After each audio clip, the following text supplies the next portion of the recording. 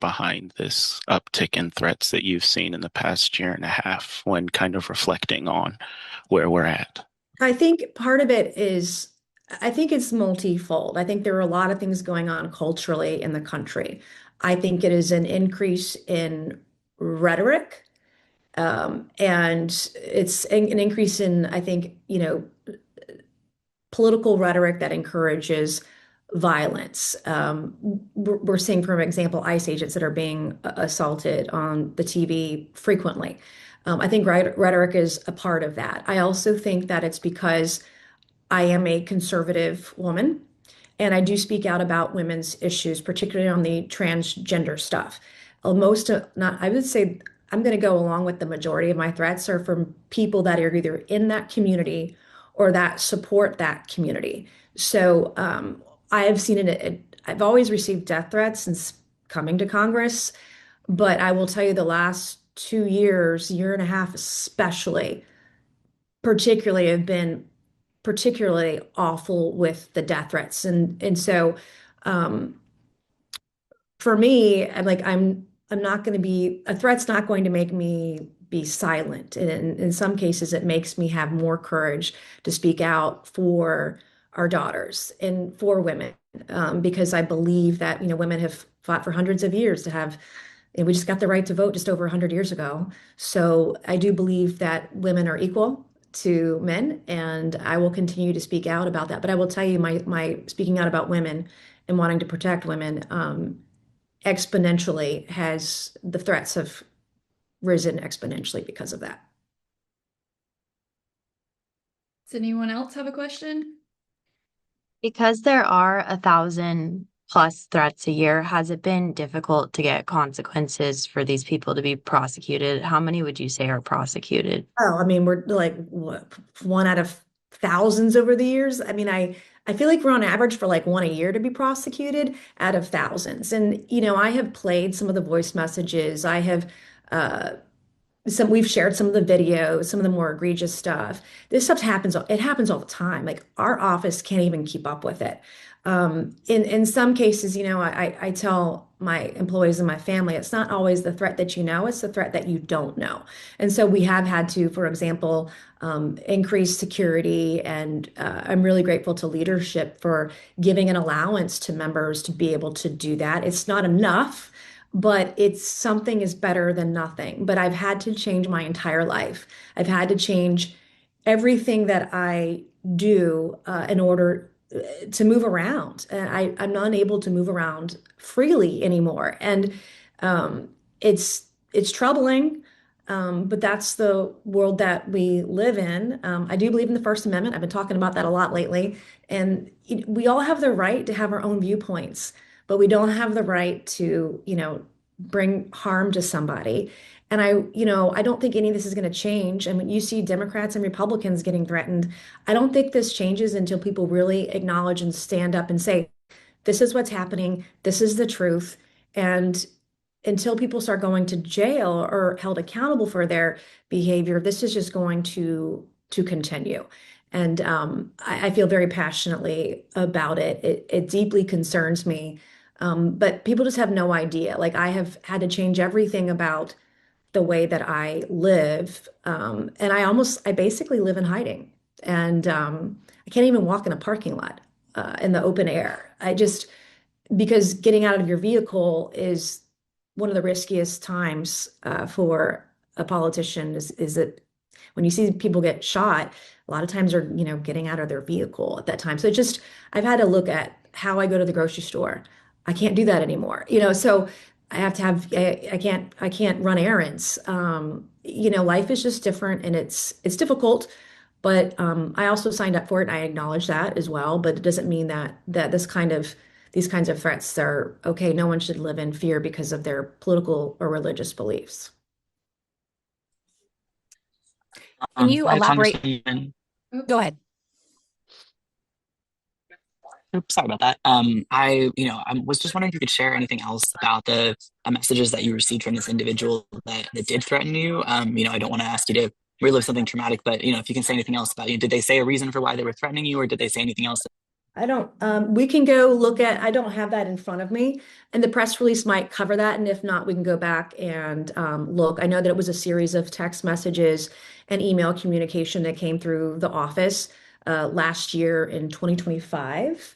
And, I'm just grateful to the FBI for following those leads. A lot of times, we report this stuff all the time, and then just like nothing happens. And so it can be incredibly frustrating. So in this case, I am very, very grateful for the feds for stepping up and pursuing this to the fullest extent of the law. I'm just so grateful for it.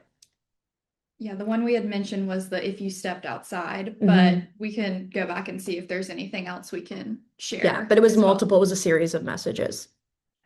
What was the lag time, or if you could just outline even a broad timeline of when the threats came into the office to when an investigation was launched? And then my second question, I'm sorry for any noise. The second question was, you said that this individual has actually been arrested. What is the name of this person, just so that we I can go don't have back? it, and I don't have it, but we can get it to you after this. I didn't put it in the press release either. When I drafted the press release, I wanted at the time, it's been over a month now. We've known for a couple months that this was happening. Wanted to be particularly sensitive to, an investigation and their negotiation or, working with the individual to come to a guilty plea, et cetera. So I was trying to be sensitive to that as well, but it might be something we can give to you on background. So you can go look it up yourself. But I believe it was Indianapolis, Indiana. So this happened but I believe the early part of last year, early to mid part of last year, we found out about the investigation and the arrest and the prosecution towards the end of 2025. And so we wanted it to get a little further along before we said anything about it. As you all know, I've been very outspoken about political violence, and it's just increasingly gotten worse. So you think about it, Caitlin, it's pretty fast on the draw, if you ask me, all things considered. All right. Anything else? Maybe one more question, if anyone has one. I do. This is ABC4 in Charleston. It's completely unrelated to this. So if everybody else wants to hop off, or if there are any other questions about this before we move on. Okay. We are talking today about the animal abuse registry that you propose if you become governor. So we know that there are already systems in place in Tennessee and Florida, and those are the only two states. How would you, if elected governor, how would this system be created? Who would be tasked with that? Well, I think it can be pretty easily done. The state already has the information. So whether it's like on SLED's website or, the court's website, having some kind of a registry with existing data, honestly, it's really just a spreadsheet that is searchable online. Okay. And then would this be for misdemeanors and felonies, or felonies only? I would want it to include everything, misdemeanors and felonies. But I would look to, I'm looking to what other states have done. Florida just implemented theirs. I know Tennessee's is pretty new too. And as you all know, there have been a lot of efforts over the years in the state legislature to address animal cruelty. It continues to be a problem in South Carolina. And this is just a small part that can make a big difference. So there's no framework yet. It's just kind of you're speaking out right now. No, I believe I drafted the framework and I released it yesterday. I don't have it in front of me. Okay. I'm in my federal office, but it was in the news release, a draft of that proposal. I wrote it, so Okay. it's in there. And I'm a huge animal rights person. I've done a plethora of animal rights work, and in fact, just in the NDAA, the National Defense Authorization Act, I just got a ban on animal testing at the Department of War authorized in the final NDAA. That's never been done before. That is historic.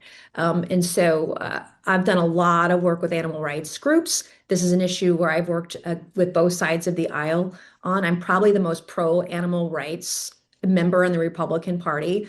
Me and Brian Fitzpatrick are the two most animal rights folks within the United States Congress. And so I want to bring many of those ideas down to the state level. Okay. Thank you. Okay, thank you. Thank you everyone for hopping on today. If you have any questions, you can just reach out to me. Like I said, I'm about to send out the press release, giving some of the details that we talked about today. And then Caitlin, I will work on getting that stuff for you. And I believe it was Adrian who asked about the messages. So I will work on. We'll take that stuff to at ABC4 if you have a name Okay. and more details. Thank you. And yeah, I want to be sensitive to it, so we might give it to you on background, but at least you can go. Sure. Go find it or whatever. I just want to be sensitive to that because they're still working through sentencing. Okay. Perfect. Thank All you right. guys. Thank you guys.